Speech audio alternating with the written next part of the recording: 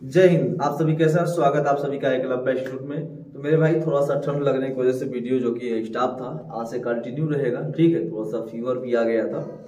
तो मेरे भाई अभी तक हमने क्या देखा था, एशियन हिस्ट्री के अंतर्गत हमने सिंधु घाटी सभ्यता यानी इंडस वैली सिविलाइजेशन को हमने पढ़ा था, ठीक है। उसके बाद उसके समग्र ज्ञान को भी हमने देखा, ठीक।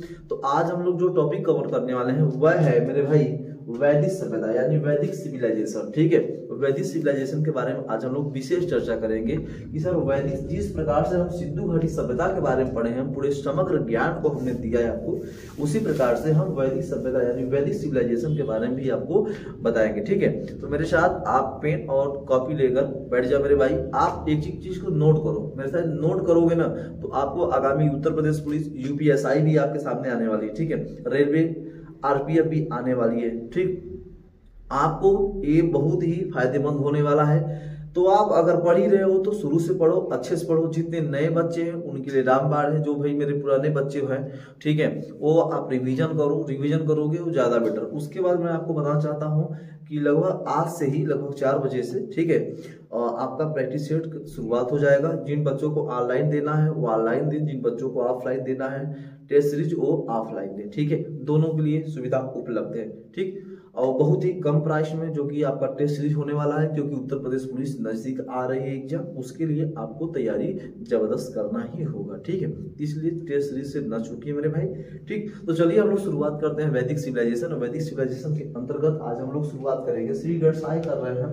ये देखो वैदिक सभ्यता में क्या बात करेंगे, आर्य लोगों की बात करेंगे। इससे पहले मेरे भाई सिंधु घाटी सभ्यता, सिंधु घाटी सभ्यता का जो काल था वो 2350 से लगभग 1750 ईस्वी तक चलता है। उसके बाद कहा जाता है कि सिंधु सभ्यता का क्या होने लगा, मतलब नाश होने लगा, यानी वो मतलब उसका धीरे धीरे ह्रास होने लगा, खत्म हो गया, ठीक है। उसके बाद मेरे भाई ये बताया गया कि एक नई सभ्यता उभर के आई, एक नई सभ्यता उभर के आई जिसे कहा गया वैदिक सभ्यता। क्या कहा गया मेरे भाई, जिसे कहा गया वैदिक सभ्यता, ठीक है, वैदिक सभ्यता कहा गया, ठीक। ये वैदिक सभ्यता की मैं बात करूं, इससे पहले मैंने बताया कि एक चला था एक सिंधु घाटी सभ्यता, ठीक है, सिंधु घाटी सभ्यता, ठीक, सिंधु घाटी सभ्यता। सिंधु घाटी सभ्यता का जो काल था मेरे भाई वो 2350 ईसा पूर्व से लेकर 1750 ईसा पूर्व तक यही था इसका काल। हमने आपको बताया था ना, ठीक। वैदिक सभ्यता की अगर मैं बात बताऊं तो कहा जाता है सर कि 1500 ईसा पूर्व से लेकर, ठीक है, 600 ईसा पूर्व तक इसका जो कि काल चला, ठीक है, वैदिक सभ्यता। और वैदिक सभ्यता के अंतर्गत क्या पढ़ेंगे हम लोग, आर्य के बारे में पढ़ेंगे। उसके बाद करेंगे हम लोग वैदिक सभ्यता को 2 भागों में विभाजित करते हैं, एक ऋग वैदिक सभ्यता या पूर्व वैदिक सभ्यता जिसे कहते हैं, एक बात करेंगे उत्तर वैदिक सभ्यता, ठीक है। और उसमें हम लोग पढ़ेंगे मेरे भाई जिसे आपके 4 वेद के बारे में पढ़ेंगे, ऋग्वेद, यजुर्वेद, सामवेद, अथर्ववेद के बारे में पढ़ेंगे। जो वैदिक सभ्यताओं में जो प्रमुख नदियां हैं उनके बारे में पढ़ेंगे। आर्य कहाँ से आए थे इनके बारे में भी विशेष तौर पे हम लोग जानकारी हासिल करेंगे, ठीक है। तो चलो मेरे हम लोग शुरुआत करते हैं मेरे भाई वैदिक सभ्यता से। वैदिक सभ्यता हमारे लिए बहुत, यहाँ से कई बार क्वेश्चन हमें देखने को मिला है, ठीक। आइए हम लोग शुरुआत करते हैं वैदिक सभ्यता। बड़ा ध्यान समझिएगा कि वैदिक सभ्यता क्या है मेरे भाई। जब आप जानते हो कि जब भारत में जब आर्य लोग आते हैं तो आर्य क्या पहले ही आ गए थे क्या भारत में, ऐसी सर कोई बात नहीं, ठीक है, ऐसी कोई बात नहीं। जो आर्य थे वो कहाँ से आए थे इसके बारे में जानकारी क्या अभी तक हमें क्या मिल चुकी है, नहीं, कंठक से जानकारी नहीं मिली है, ठीक है, ऐसी कोई बात नहीं, ठीक। दूसरी चीज बताऊं, जो आर्य लोग थे मेरे भाई उन्हें किसी भी लिपि का ज्ञान नहीं था, किसी भी लिपि का ज्ञान नहीं था, इतनी बातें ध्यान रखना। पहली बात तो जब किसी लिपि का इन्हें ज्ञान ही नहीं था मेरे भाई, ठीक है, लिपि का ज्ञान इनको नहीं था। जब मेरे भाई इनको लिपि का ज्ञान नहीं था तो ये क्या करते थे, एक पीढ़ी से दूसरी पीढ़ी में, एक पीढ़ी से ये दूसरे पीढ़ी में श्रोता यानी सुनकर, एक पीढ़ी से दूसरे पीढ़ी में मैं बात करूं सर, दूसरे पीढ़ी में मैं बात करूं तो ये सुनकर क्या करते थे सर, सुनकर ये आगे बढ़ाते थे वही बात को। जैसे हमारे दादी दादा क्या करते थे सर, हमें कहानी सुनाते थे। कब की कहानी सर, पहले बीती हुई कल की अतीत की कहानी हमें सुनाया जाता था, ठीक है। तो हम इसी के बारे में आर्य के बारे में पढ़ेंगे ना, आर्य के बारे में पढ़ेंगे, कोई दिक्कत नहीं। चलो दूसरी चीज मैं आपको बताऊं, अब हम पढ़ेंगे सबसे पहले सर देखिएगा वेद क्या है। वेद, वेद का सर अर्थ क्या होता है, वेद का अर्थ क्या होता है।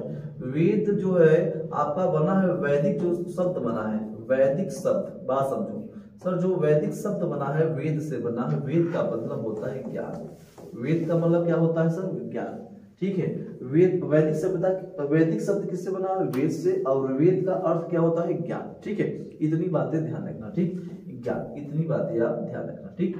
दूसरी चीज समझो मेरे भाई, हमने क्या बताया, आर्य को लिपि का ज्ञान नहीं था, एक पीढ़ी से दूसरी पीढ़ी में वो सुनकर, कहानी सुनाकर, ठीक है, कहानी को आगे बढ़ाते थे। तो उसके बाद होता है क्या मेरे भाई, तो इस सभ्यता को एक मेरे भाई आर्य को भी यहाँ पे कहा गया, श्रुति साहित्य का नाम दिया गया। किसका नाम दिया गया, श्रुति साहित्य का नाम दिया गया, ठीक है, श्रुति साहित्य का नाम दिया गया, ठीक है, जिसे हम लोग संहिता भी कहते थे।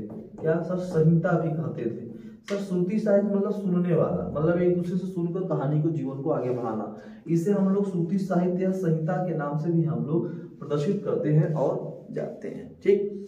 ऐसे ही सिलसिला जब आगे बढ़ता है मेरे भाई, तो आर्य यहाँ पे कहा गया कि सर आर्य का मतलब क्या होता है, सर आर्य का मतलब होता है श्रेष्ठ। क्या होता है मेरे भाई, आर्य का मतलब होता है श्रेष्ठ। कई बार क्वेश्चन भी पूछा गया है, ठीक है, आर्य का मतलब क्या होता है, श्रेष्ठ, ठीक। चलो दूसरी चीज अगर मैं बताऊं आपको, तो मेरे भाई यहाँ पे थोड़ा सा देखिएगा कि मैं अगर बात करूं आपको वैदिक सभ्यता की, ठीक है, देखो थोड़ा सा वैदिक सभ्यता, ठीक है, बड़ा ध्यान समझो। ये जो वैदिक सभ्यता है मेरे भाई, अब हम लोग शुरुआत करते हैं, बड़ा ध्यान समझो। वैदिक सभ्यता की हम लोग करते हैं शुरुआत, ठीक है। तो वैदिक सभ्यता कौन सी ऐसी सभ्यता है, ये विषय ध्यान रखिएगा, ठीक है।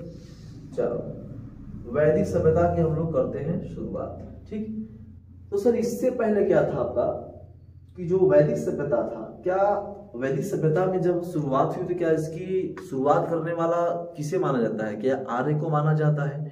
तो जब आर्य को माना जाता है मेरे भाई, तो क्या ये आर्य आए कहाँ से, ये तो भी जानना बड़ा जरूरी है। तो हमारे कुछ इतिहासकार, ठीक है, जैसे मैं यहाँ पे एक चीज बताना चाहता हूँ, जैसे आप सबसे पहले ले लीजिए डॉक्टर शंपूर्णानंद को, मैं बताऊँ आपको, डॉक्टर शंपूर्णानंद को लो, ठीक है मेरे भाई, शंपूर्णानंद, डॉक्टर शंपूर्णानंद को ले लीजिए। इन्होंने बताया कि जो आर्य थे मेरे भाई, ये आल्पस पर्वत से आए थे। कहाँ से आए थे मेरे भाई, आल्पस पर्वत से, ठीक है। इन्होंने क्या बताया कि ये आल्पस पर्वत से आए थे।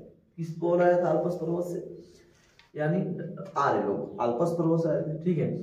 अगर मैं दूसरी बात बताऊं, डॉक्टर दयानंद सरस्वती के नाम आप लोग सुने हो, डॉक्टर दयानंद, आप लोग दयानंद, ठीक है, दयानंद सरस्वती का आप लोग नाम सुने होंगे, सरस्वती, ठीक है, डॉक्टर दयानंद सरस्वती का आप लोग नाम सुने होंगे। तो इन्होंने क्या बताया मेरे भाई, इन्होंने बताया कि जो आर्य थे ना, इन्होंने अपने पुस्तक सत्यार्थ प्रकाश, इन्होंने एक पुस्तक लिखी थी मेरे भाई। इन्होंने बताया कि जो आर्य थे ना, आर्य कहाँ से आए थे मेरे भाई, आर्य आए थे तिब्बत से। कहाँ से आए थे मेरे भाई, आर्य आए थे तिब्बत से। कहाँ से, तिब्बत से, ठीक है। लेकिन एक चीज और यहाँ पे कहा गया सर कि आप लोग तिलक का नाम, बाल गंगाधर तिलक का नाम सुने होंगे, ठीक है, हाँ सर, बाल गंगाधर तिलक, गंगाधर तिलक का नाम आप लोग सुने होंगे, ठीक है, तिलक। तो हम लोग तिलक कहाँ लगाते हैं सर, माथ पे यानी ऊपर की ओर हम लोग लगाते हैं। तो इन्होंने क्या बताया मेरे भाई, इन्होंने ये बताया कि जो आर्य थे वो आर्कटिक से आए थे। कहाँ से सर, आर्कटिक, ठीक है, द आर्कटिक होम आयर्स, इन्होंने एक पुस्तक लिखा था। तो इन्होंने बताया सर कि आर्कटिक आए थे। आर्कटिक मतलब ये जैसे ऊपर वाला नॉर्थ साइड, ठीक है, ये नॉर्थ वाले पोल से आए थे। कौन बताया, बाल गंगाधर तिलक ने बताया, ठीक है। अगर मैं दूसरी बात बताऊं सर, आप लोग मैक्स मूलर का नाम सुने होंगे। किसका सर, मैक्स मूलर, ठीक है, आप लोग किसका नाम, मैक्स मूलर का नाम सुने होंगे। इन्होंने बताया सर कि ये तो मध्य एशिया से आए थे। कहाँ से आए थे सर, ये तो बताया कि सर ये मध्य एशिया से आए थे, ठीक है। तो इनका एक कहना था, किसी ने बताया सर कि ये अफगानिस्तान से आए थे सर। कहाँ से सर, अफगानिस्तान से आए थे, ठीक है। तो हर इतिहासकारों का अलग अलग विचार आर्यों पर दिया गया था। हर इतिहासकारों का विचार अलग अलग आर्यों पे दिया गया था। ठीक है, इतनी बातें आपको समझ में आनी चाहिए। ठीक मेरे भाई, चलो इतनी बातें समझ में आ गया, क्या नोट हो रहा है? चलो ठीक है। अच्छा, इतनी बातें आपको जब समझ में आ गई तो अब मैं आपको बताना चाहता हूँ, आइए थोड़ा सा मैप की ओर चलते हैं। ठीक है, मैप पे देखिए कि जो हम आ रहे थे मेरे भाई, जो आ रहे थे, ठीक है, आ रहे हो कि मैं बताऊँ आपको बात। चलो थोड़ा सा मैप पे बताऊँ आपको। ठीक है, ये हमारा प्यारा सा भारत, ठीक है, ये हमारा क्या है मेरे भाई, प्यारा सा भारत। ठीक है, ये हमारा प्यारा सा भारत है। ठीक है, चलो मेरे साथ भी बनाओ मेरे भाई, मैप भी बनाओगे तो आपको आसानी होगी, हर चीज में आपको प्रैक्टिस करना पड़ेगा। ठीक है, चलो ये भारत है, ठीक है, मानो मेरे भाई भारत है। ठीक, चलो इन्होंने क्या बताया, इन्होंने ये बताया कि जो आ रहे थे वो आए थे मध्य एशिया से, सबसे ज्यादा मांग हुई थी मैक्स मुलर का। ठीक है, इन्होंने बताया मेरे भाई कि वो चले थे मध्य एशिया से, इनका निवास स्थान मध्य एशिया था। ठीक है, जब मध्य एशिया से यहाँ से चले मेरे भाई, कौन चले, आर्य चले, बड़ा ध्यान समझो, आर्य चले।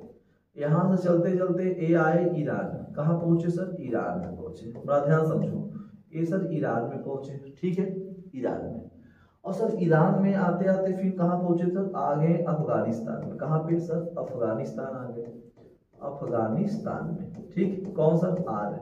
जब ये अफगानिस्तान में आ गए मेरे भाई, तो कहा जाता है कि सबसे पहले निवास स्थान इनका यही था। ठीक है, अगर कहा जाए कि सबसे पहला निवास स्थान, सबसे पहले जो इनका निवास था मेरे भाई, निवास स्थान, तो माना जाता है मेरे भाई का आपका अफगानिस्तान माना जाता है। ठीक है, सबसे पहले निवास स्थान क्या माना जाता है, अफगानिस्तान माना जाता है। ठीक, दूसरी चीज समझो, दूसरी पॉइंट आप समझो कि सर निवास स्थान तो अफगानिस्तान, उसके बाद सर पहुंचते यहाँ पे आपके पंजाब में। कहाँ पे सर, पंजाब में। ठीक है, भारत में प्रवेश किए सर। अब प्रवेश कहाँ पे किए थे, तो भारत में प्रवेश कहाँ पे किए थे मेरे भाई, तो कहेंगे सर ये पंजाब में प्रवेश किए थे। कहाँ से, पंजाब में। ठीक है, देख लो क्या ये बात समझ में आ रही है, इतनी बातें आ रही समझ में, तो ये पंजाब में प्रवेश किए। ठीक है, तो आप ये जानते हो कि उस समय यहाँ पे एक नदी जो कि बह रही थी। ठीक है, ये नदी, यहाँ पे एक नदी पहले बह रही थी जिसे हम लोग कहते थे सरस्वती नदी। कौन सी नदी सर, सरस्वती नदी। ठीक है, सरस्वती नदी का नाम देते थे, आपको मालूम होगा। ठीक है, उसके बाद ये कहा जाता है सर कि गंगा के छोर पे भी और यमुना, ये आपका होगा गंगा, क्या हुआ सर, गंगा। ठीक है, ये आपका हुआ यमुना, क्या, यमुना। ठीक है, गंगा और यमुना की बात बता रहा हूँ। ठीक है, तो देखो यहाँ पे मैप पे देखो। ठीक, कहा जाता है कि सर गंगा के तट पे भी आए थे, यानी कहा गया कि 1 से 2 बार। ठीक है, यहाँ देखो बड़ा ध्यान से, कहा गया कि 1 या 2 बार, 1 या 2 बार केवल गंगा का ही नाम लिए हैं। बताओ, अगर हमारे देश में, भारत देश में ये प्रवेश करते हैं, तो आज देखो भारत की सबसे पवित्र नदी कौन मानी जाती है मेरे प्यारे साथियों, तो आज माना जाता है गंगा, सबसे पवित्र भी माना जाता है तो गंगा। ठीक है, लेकिन क्या आर्यों के लिए पवित्र था क्या गंगा? अगर मेरे भाई उन लोगों के लिए अगर पवित्र नदी गंगा ही होती तो क्या 1-2 बार नाम लेते मेरे भाई?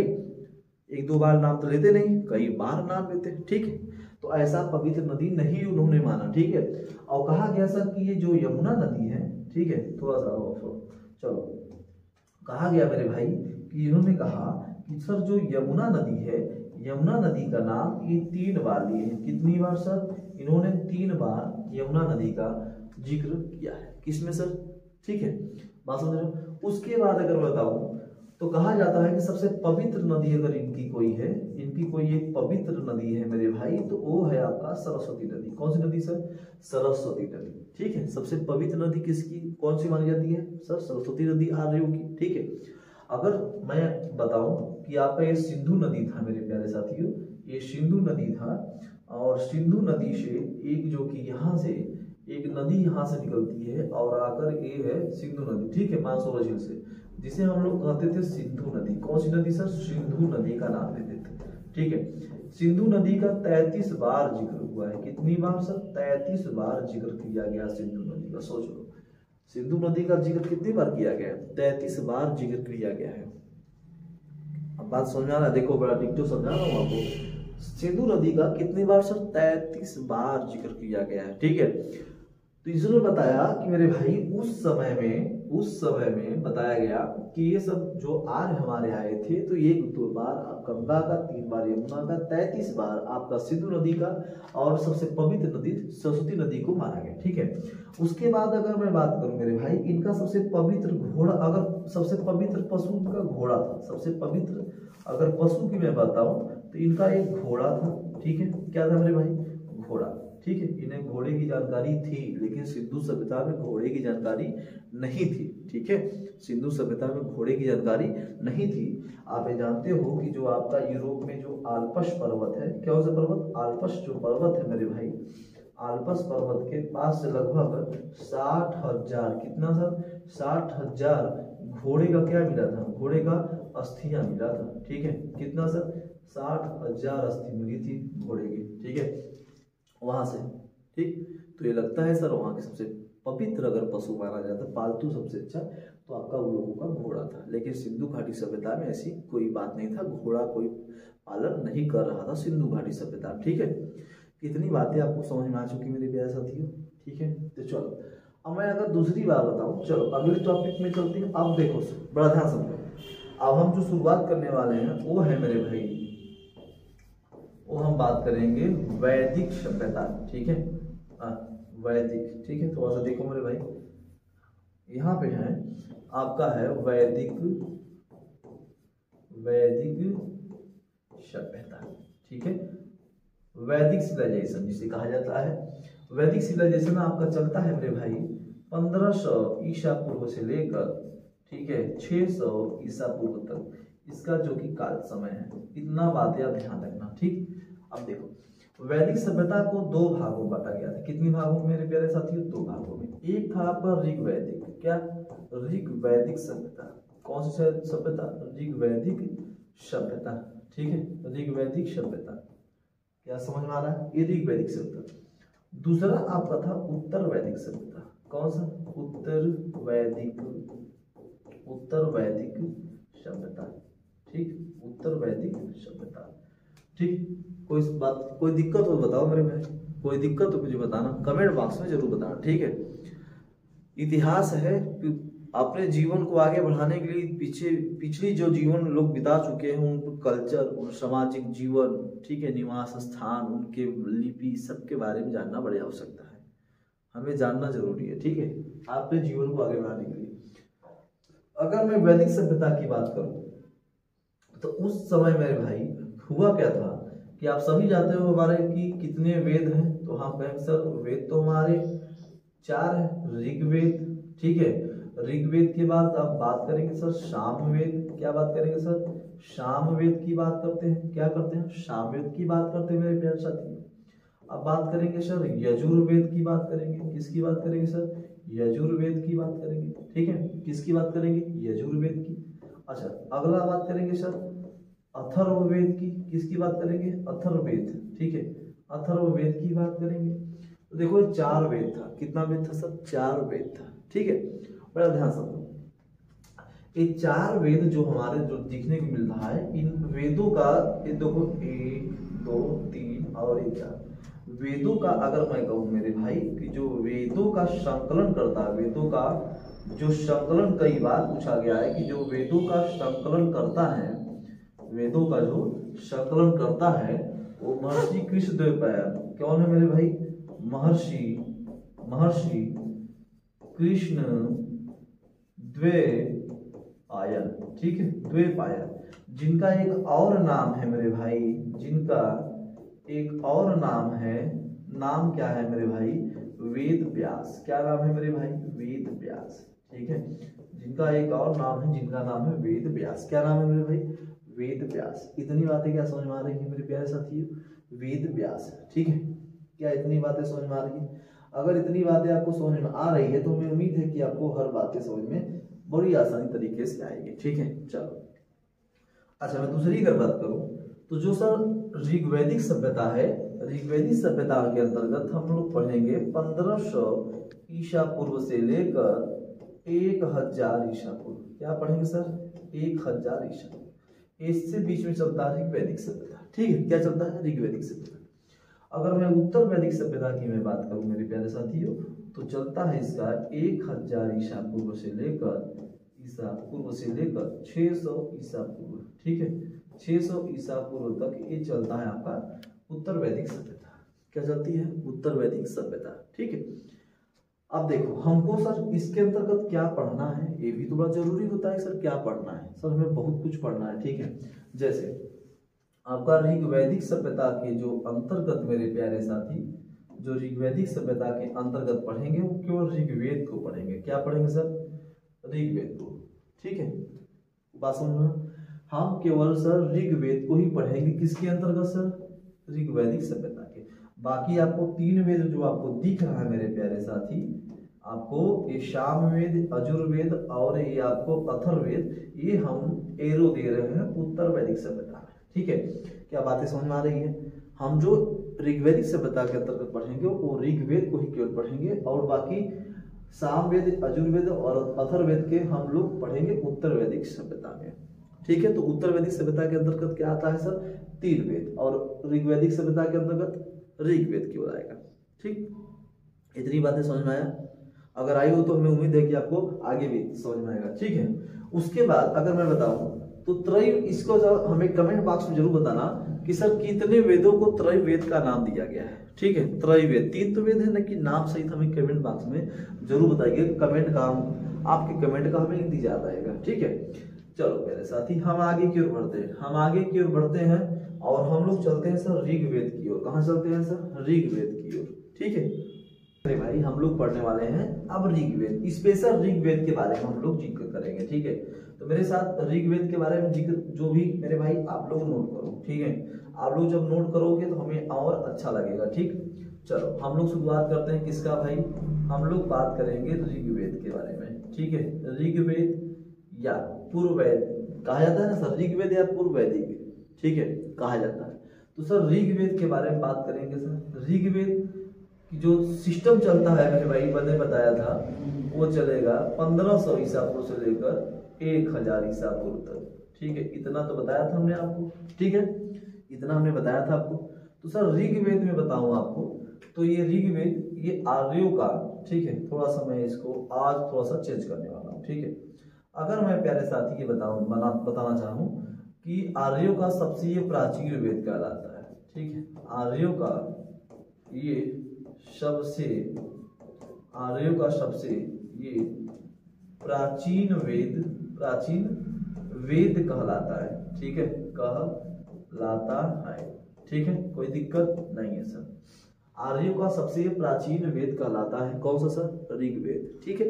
चलो दूसरी बात समझो मेरे भाई, ऋग्वेद में केवल आपको मिलने वाले हैं श्लोक, जिसे हम लोग कहते हैं मंत्र, ठीक है, मंत्र सर। उसके बाद सर ऋचाएं आपको मिलेंगी। क्या मिलेंगी सर? ऋचाएं मिलेंगी, ठीक है। इसमें आप ज्यादातर देखोगे मंत्रों का ही स्तुति किया गया है। क्या किया गया है सर? मंत्रों का ही स्तुति किया गया है। किसके अंतर्गत सर? ऋग्वेद के अंतर्गत। और किनके मंत्रों का स्तुति किया गया है सर? देवों के मंत्रों का स्तुति किया गया है ऋग्वेद के अंतर्गत, ठीक है।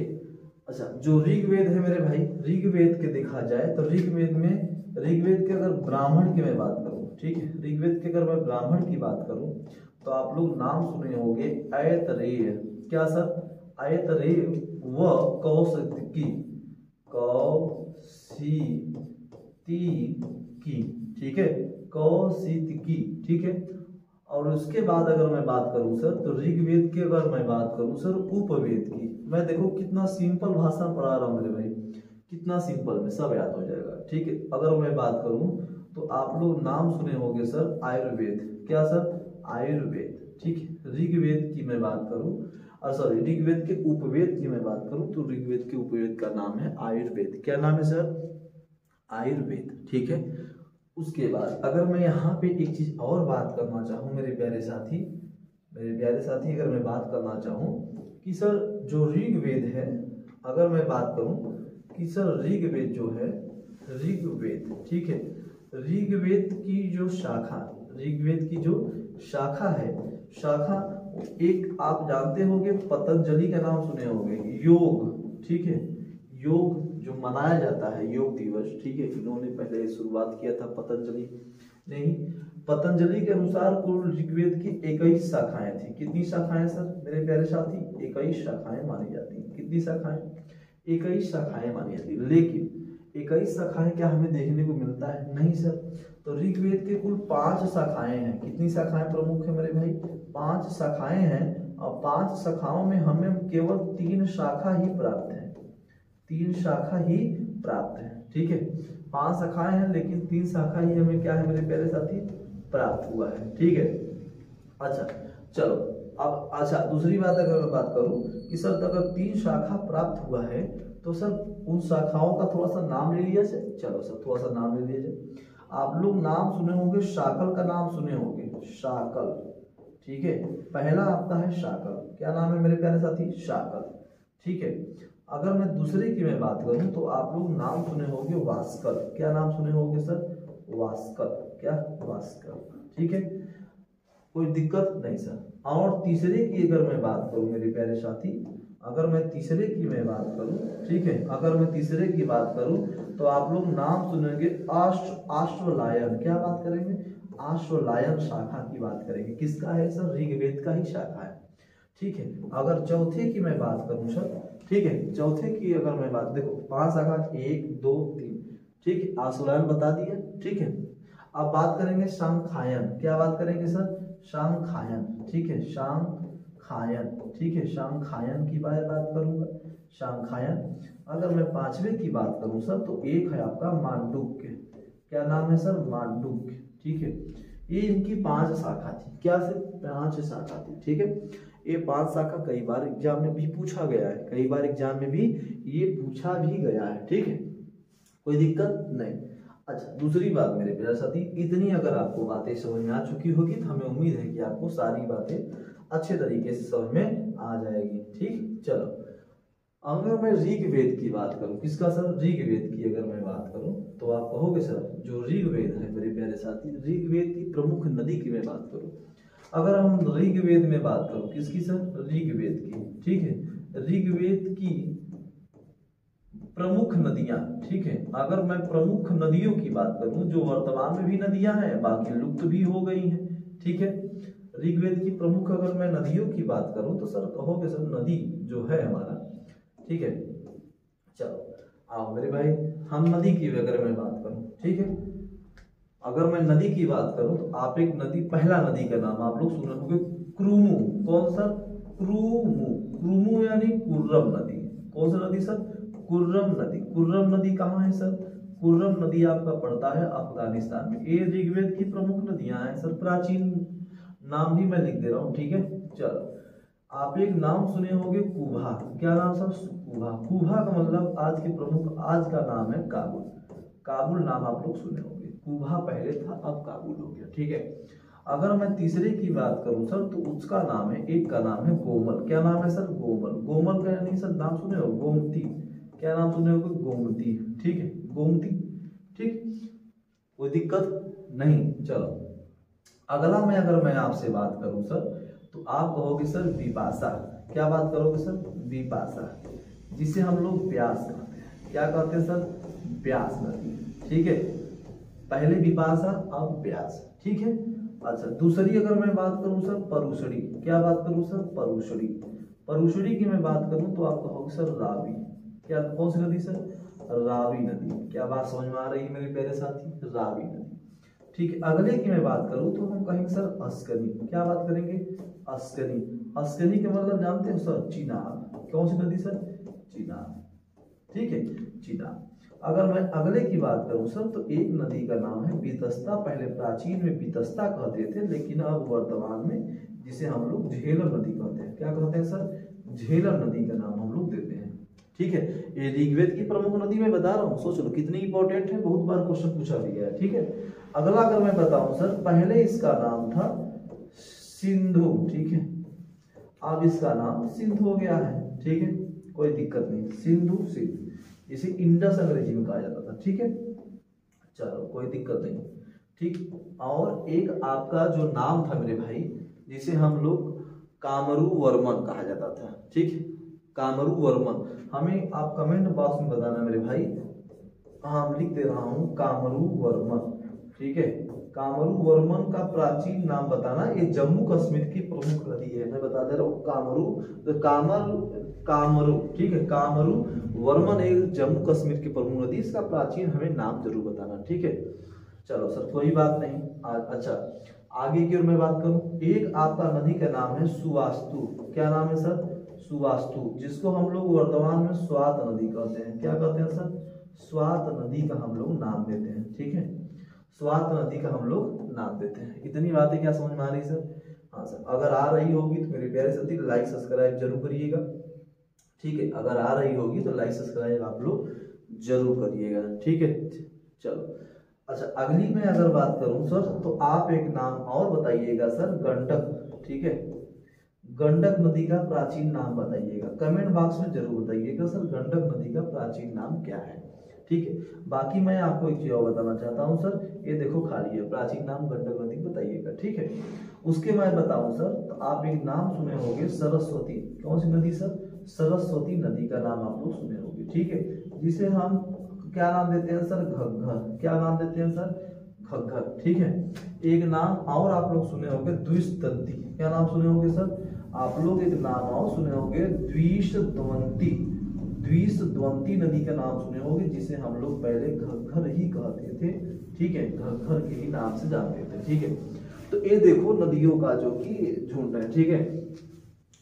और सबसे ज्यादा इन नदियों में सबसे ज्यादा अगर किसी का नाम जिक्र किया गया है मेरे प्यारे साथी, तो वो नाम जिक्र किया गया है 33 बार आपके सिंधु नदी का।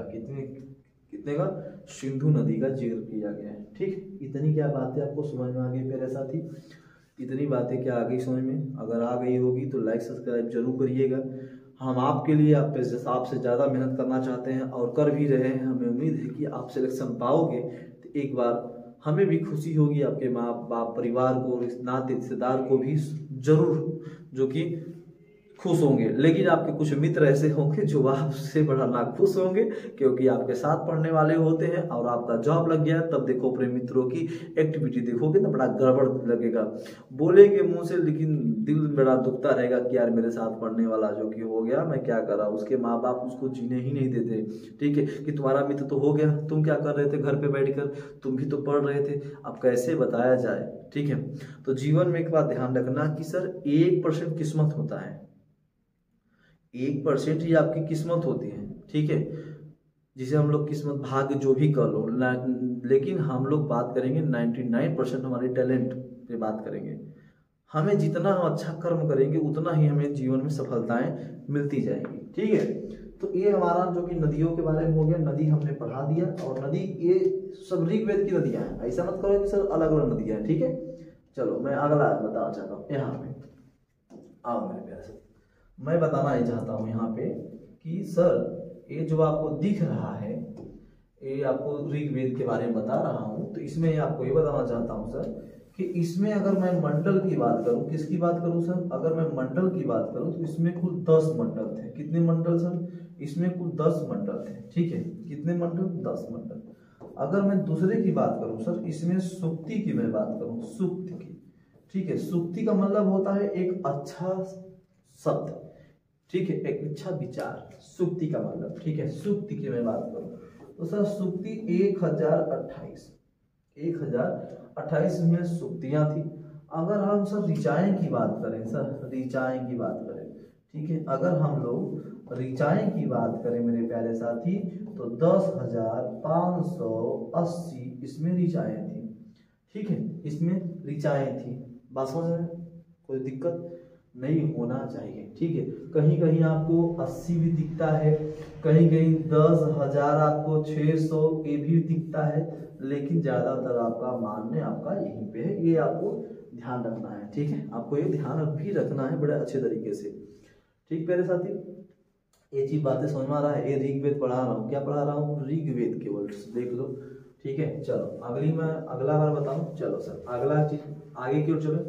चलो अगर मैं यहाँ पे मैं बात करूं मेरे प्यारे साथियों, अगर मैं बात करूं इसकी मंडल की, मैं बात करूं किसकी बात करूं सर, मंडल की। सर ऋग्वैदिक काल में होता क्या था, जानते हो? ऋग्वैदिक काल में जो सरपंच पंच होते थे ना गाँव में, पंच, उस समय पंचों की बड़ा चलती थी। आज के समय में देखो प्रधान हो गया, पहले पंच चलते थे, पहले पुरोहित रहते थे। अच्छा, अगर एक चीज और मैं बात करूं कि जो ऋग्वेद थे मेरे भाई, अगर ऋग्वेद की मैं बात करूं कि ऋग्वेद के अगर पुरोहित पूछ ले, क्या मेरे भाई, पुरोहित, ठीक है, ऋग्वेद के पुरोहित को क्या कहते थे, तो आप कहोगे सर होत्री कहते थे। क्या कहते थे, होत्री। ऋग्वेद के पुरोहित को क्या कहते थे, जो मंत्र पढ़ता था उसे होत्री के नाम से जानते थे। किसके नाम से, होत्री के नाम से जानते थे, ठीक है। अच्छा, दूसरी मैं अगर बात बताऊं, यहाँ लिखा हूं मेरे भाई, यहाँ लिखा हूं गायत्री मंत्र, ठीक है। अगर यहाँ नहीं दिखता हो तो ये है गायत्री मंत्र, जिसका उल्लेख यहाँ पे तीसरे मंडल में किया गया है। इतनी बातें। और मैं दूसरा अगर मैं बताना चाहता हूँ सर, 10 राज यज्ञ की मैं बात करूँ, ये 10 राज युद्ध की मैं बात करूँ, तो ये आपको 10 राजाओं का युद्ध के बारे में था। कितने भाई, 10 राजाओं के युद्ध का इसमें वर्णन किया गया था। ये आपके 7वें मंडल में, कौन सा मंडल में, आपके 7वें मंडल में देखने को मिलते हैं, ठीक है। 7वें मंडल में देखने को मिलता है, ठीक है। चलो अगली की ओर मैं चलता हूँ। अच्छा, कुछ प्रमुख अगर मैं मंडल की बात करूँ, ठीक है, अगर मैं मंडल की, अगर हम 9वें मंडल की बात करें, कौन से मंडल की मेरे प्यारे साथी, 9वें मंडल की, बहुत प्रमुख मंडल है। तो इसमें सोम देवता को, सोम देवता, आप लोग सोम देवता का नाम सुने होंगे। सोम मतलब होता है दारू, ठीक है, नशा उससे होता है। पहले लोग हिमालय पे सोम का रस पी के ही बलि चढ़ाते थे। आप जानते हो दारू पीने वाले का जब दारू पीता तो लगता है मैं आसमान में हवाओं में झूम रहा हूँ, कहीं मैं जहाज में तो नहीं बैठा हूँ, कि मैं इस रोड से इस किनारे से उस किनारे पे कैसे हो गया, ठीक है। तो ऐसे नशा देखो कितनी खतरनाक होती है। लेकिन सबसे खतरनाक दुनिया की नशा आपका कौन सा नशा है सर, ज्ञान का नशा, ठीक है। ज्ञान का नशा बड़ा खतरनाक नशा होती है, उसको जो एक बार चढ़ गया तो उतरने वाला जीवन भर नहीं है, ठीक है। इसमें 9वें मंडल में सोम की बात किया गया है, ठीक है। अगर मैं सर 10वें मंडल की मैं बात करूं, इस मंडल सर 10वें मंडल की अगर मैं बात करूं तो 10वें मंडल में मेरे भाई पुनास नदी का आप नाम सुने होंगे। कौन सी नदी सर, पुनास नदी, ठीक है, पुनास नदी। आप लोग नाम सुने होंगे मेरे प्यारे साथी, पुनास नदी का नाम आप सुने होंगे। इसी नदी का इसमें वर्णन किया गया है। और इसमें मेरे भाई मेरे प्यारे साथी पुरुष सूक्त का नाम भी आप लोग सुने होंगे, पुरुष सूक्त, ठीक है। पुरुष सूक्त के साथ साथ इसमें मेरे प्यारे साथी देवी सूक्त का भी वर्णन किया गया है, देवी सूक्त का भी वर्णन किया गया है, ठीक है, देवी सूक्त का भी वर्णन किया गया है। क्या इतनी बातें समझ में आ गया 10 मंडल के बारे में। अच्छा, यहाँ पे मैं छोड़ देता हूँ, थोड़ा सा मैं आगे कुछ और बताना चाहता हूँ, ठीक है, तब यहाँ पे मैं आऊंगा, अभी बैकअप होगा, ठीक है। अच्छा, मैं यहाँ बताना चाहता हूँ मेरे प्यारे साथी कि अगर मैं बात करूँ 2 से लेकर 7वें मंडल तक, ठीक है, 7वें, अगर मैं मंडल की बात करूँ 2 से 7वें मंडल की मैं बात करूँ तो ये सबसे प्राचीन मंडल है, सबसे ये प्राचीन मंडल कहलाते हैं, ठीक है, प्राचीन मंडल माने जाते हैं। 2 से 7 तक सबसे प्राचीन मंडल माने जाते हैं, ठीक है। उसके बाद मेरे भाई 8 और आपका 9 और आपका पहला मंडल, ठीक है, 8, 9 और आपका पहला मंडल, ये आपस में जोड़ा गया, ठीक है, ये आपस में क्या किया गया, जोड़ा गया। और उसके बाद जो 10वां मंडल है मेरे भाई, जो आपका 10वां मंडल है, ये सबसे नवीन मंडल है, ठीक है, ये सबसे नवीन मंडल कहलाता है, ठीक है। और इसके बाद ये सबसे ये बाद में जोड़ा गया मंडल है, ठीक है, बाद में जोड़ा गया क्या है मेरे भाई, सबसे बाद में जोड़ा गया ये मंडल कहलाता है आपका 10वां मंडल, ठीक है, 10वां मंडल। कितनी बातें आपको समझ में आ गया ना मेरे भाई, ठीक है। अभी देखो ऋग्वेद के बारे में बता रहा हूँ, ठीक हो। अच्छा चलो दूसरी बात, अच्छा अब मैं यहाँ पे ये चीज समझ में आ गया। चलो अब मैं आगे बताना चाहता हूँ मेरे भाई, अगर मैं पुरुष सूक्त की, आ जाओ मेरे भाई, पुरुष सूक्त की बात कर रहा हूँ। पुरुष सूक्त में यहाँ पे 4 जो कि जैसे होता है ना 4 वर्णों का जो कि यहाँ से उल्लेख किया गया था, तो यहाँ पे 4 वर्णों की बात किया गया कि कोई एक जो भी मान लो, आदि मानव ही मान लो, उसके जो कि मुख से, जांग से, ठीक है, पैर से, भुजा से, जो कि मानव की कर्मों के अनुसार उनका नामकरण किया गया, ठीक है। यही कहा गया था, पुरुष सूक्त से ही निकला है, ठीक है, पुरुष सूक्त से। तो कहा गया मेरे भाई कि मुख की बात करो, ठीक है, मुख की बात किया तो जो मुख था, मुख से निकला ब्राह्मण। क्या सर? ब्राह्मण, ठीक है, ब्राह्मण की बात किया। अच्छा, दूसरी बात अगर मुख में कहा कि सर अगर भुजा की बात किया, ठीक है, भुजा की बात किया जिसे हम लोग बांह कहते हैं, तो कहा गया सर ये छत्री। क्या सर? ये छत्री। अब सुनो, ब्राह्मण, छत्री, मुख, भुजा। दूसरी बात अगर मैं बात करूं सर जांघ की बात करूं, किसकी सर? जांघ की बात करूं, ठीक है, तो वैश्य। कौन सा? वैश्य, ठीक है। अगर मैं दूसरी बात करूं सर, दूसरी बात करूं, अगले की बात करूं, अगर पैर से बात किया गया सर तो पैर में से आपको कहा गया शूद्र, ठीक है, शुद्ध। तो ये पुरुष सूक्त के अंतर्गत आते थे, लेकिन क्या ये पहले से ही थे? नहीं सर, इससे कर्म के अनुसार किया गया। किसके अनुसार सर? कर्म के अनुसार, कर्म के अनुसार, ठीक है, कर्म के अनुसार किया गया। जैसे ब्राह्मण ज्ञान प्राप्त किए, ज्ञान प्राप्त किए, ज्ञानी हो गए, इन्हें ब्राह्मण कहा गया। क्षत्रिय ये दूसरों की रक्षा करने लगे तो इन्हें क्षत्रिय माना गया। वैश्य ये व्यापार करने लगे तो इन्हें वैश्य माना गया। शूद्र ये दूसरों की क्या करने लगे भाई? सेवा करने लगे तो इन्हें शूद्र माना गया। तो यानी हम ये कह सकते हैं कि कर्मों के अनुसार, कर्मों के अनुसार ही ये बांटा गया है वर्ण, ठीक है, कर्मों के अनुसार ही ये वर्ण बांटा गया है। क्या इतनी बातें आपको समझ में आ गई? कर्मों के अनुसार ही वर्ण बांटा गया था, ठीक है मेरे साथी। तो देखो भाई, ये तो आपका ऋग्वेद है। क्या है मेरे भाई? ऋग्वेद के अंतर्गत हमने ये चीज आपको समझाया और बताया भी।